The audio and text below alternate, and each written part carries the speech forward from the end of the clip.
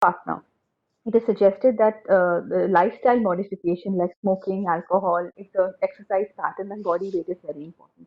In fact, I want to emphasize, in a lot of in our clinical practice, when we approach a patient of RPL, it is very important to also see the male factors. It's very important to counsel the couple as a whole and not just the female, because especially in the Indian society, it is considered that so we have to break that taboo that only the female has the maximum causes. In fact, we'll discuss, but in India now, DNA fragmentation is a test which we are doing very often, and in fact, it is in some patients very high, oxidative stress is there in this sperms in the semen, because of which there is a recurrent loss or there is infertility. And the moment we are treating that, it's actually leading to better results. So I must emphasize, I can't emphasize enough the importance of seeing the male, of counseling the male, and of testing the male if we feel that that could be a cause of RPL. Okay, so this we have discussed the etiology, and now we have this is how, like that based on etiology how we are treating. So if it's a genetic cause, then we can do the parental karyotype. We can think of counseling. We can think of an IVF, PGTA, anatomic, of course, hysteroscopy, HSG, SIS, which is saline infusion sonohysterography, is another procedure. But I would hands down go with the hysteroscopy, to the hysteroscopy. Then endocrine, we have to see the TSH, of course, diabetes, thyroid, serum prolactin levels are another important cause. We must check the prolactin level of the patient. That also leads to miscarriages. Infections we've discussed. Autoimmune APLA we have discussed. And then a non-antiphospholipid antibody syndrome, of course, the thrombophilias like homocysteine factor 5, and we've discussed this, that when do we evaluate these patients. This is an overview of what we're going to do. Now, maternal age, impact of maternal age and chances of sporadic chromosomal aneuploidies.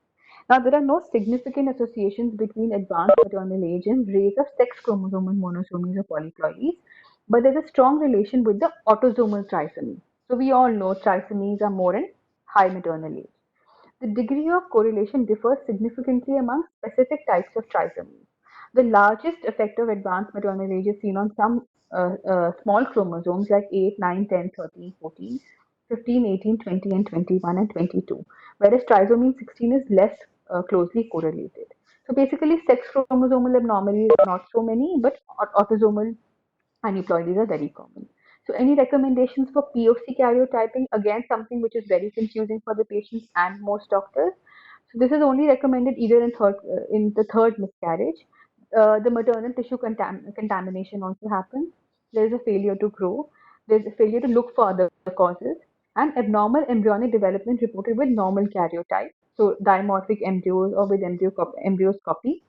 Villi have to be separated from maternal tissue, and microsatellite analysis differentiate from maternal tissue. So basically, that's when we advise the POC karyotype.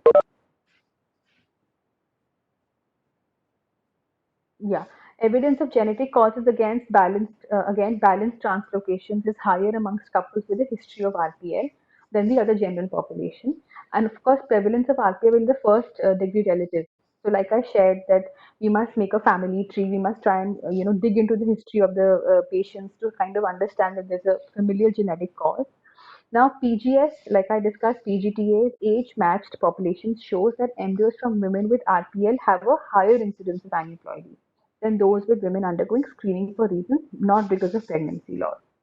So it's very important to understand PGS and PGTA also before just recommending it to the patient. Yeah. Role of paternal sperm meiotic errors, age not very clear. So maternal age very important, paternal age not very important. Basically, this is the take-home message for the maternal side with the paternal side with the age. Yeah. So any recommendations for paternal karyotyping? Only if karyotyping of POC reveals unbalanced numerical defect. In all cases of RPL, ASRM suggests that we should do a parental karyotyping. In couples at high risk of being carriers, we must do according to SJ. Yeah. So some recommendations for the infections. So no evidence that viral or bacterial infections lead to RPL. No convincing evidence against endometriosis. Insufficient data. So LPD we discussed is important, but there is no specific data. We only give supplementation for progesterone. And of course, anatomic factors are there, but this thing, performance of torch as a routine test is uninformative, so it should be abandoned. And so are cultures for viruses and bacteria, absolutely not necessary, it should be abandoned. Like I said, emerging causes, male factor very important, lifestyle factors, and chronic endometritis. Again, we'll discuss this just right in some time. So the VN diagram we've all seen. So in this, oocyte is 80% why a reproductive failure happens. Sperm is only 10%, and uterus is only 10%. So this is telling us very clearly why a maternal age is very important factor, in considering reproductive counseling for women. Yeah, like I said, sperm DNA fragmentation. There is a lack of consistent association between conventional semen parameters and RPL. The majority of recent studies addressing male factors in RPL are focused on the male genetic defects. These range from markers of Y chromosomal deletions, chromatin integrity, and DNA damage T. So basically, a lot of men with stress who are smoking, then who are living in pollution, who are working occupationally, in mines or in heated areas, or a lot of laptops on the they are sitting on with their laptops on all the time. The DNA fragmentation we have seen very, very high. So you'll see a normal man, but you feel RPL or you feel recurrent pregnancy IVF failures. We must do a sperm DNA fragmentation, and I have seen remarkable results when the DNA fragmentation falls. So this I will definitely suggest, as a not as a routine, but as something which we must definitely think while we are investigating a patient of RPL. Now, again, this we have discussed. It's just a compilation of what we have discussed. That what is the RCOG saying, what is ACOG saying, and what is ESHRE saying. Because we all know all these societies have a little bit variation in the recommendations. So this is a quick, this thing. So, but one thing I want to point out that APLA, everybody is recommending that we must do the three antibodies that we have discussed. Let's go to the next slide. Yeah. Now, unexplained RPL, women with RPL who have no identified predisposing cause that can explain their poor history. Aspirin and heparin used in unexplained RPL is controversial. To be very honest, a lot of gynecologists, a lot of us are using this. We are giving, aspirin and heparin in these unexplained women. But again, the evidence is controversial.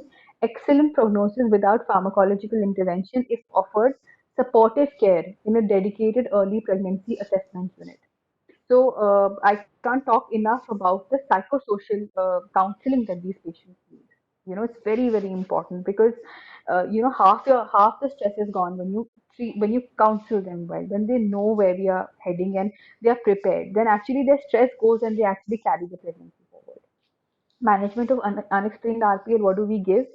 Folic acid, of course, essential. All of progesterone, it's there, so we give it. More, all of us give it, even though the evidence is controversial. Inefficient evidence of beta HCG of HCG supplementation, and inefficient evidence to evaluate effect of metformin supplementation. Again, most of us are doing this. We are giving metformin when there is insulin resistance. It's high. We are giving HCG supplementation and we are giving progesterone. So this is again something which is not really evidence based, but we have seen it working. Now, this is important. How do we monitor a patient in the post-conception period?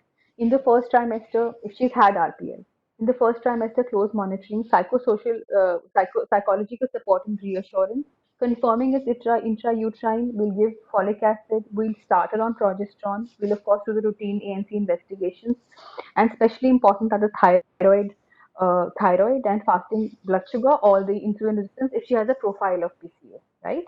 HbA1c, yes or no, again depending on how her glucose is. Infections, as a routine, we will do the hepatitis, VDR, and HIV. Again, ultrasound for cardiac activity, dual markers in the second, dual markers NT-MB, and start aspirin empirically. So, like I shared, evidence may or may not be there, but after in the recurrent pregnancy patients, pregnancy loss patients, we usually start with this aspirin empirically. Second trimester, of course, iron, ultrasound monitoring from 16 weeks onwards, offer prophylactic circulage if indicated. Level 2 ultrasound at 18 to 20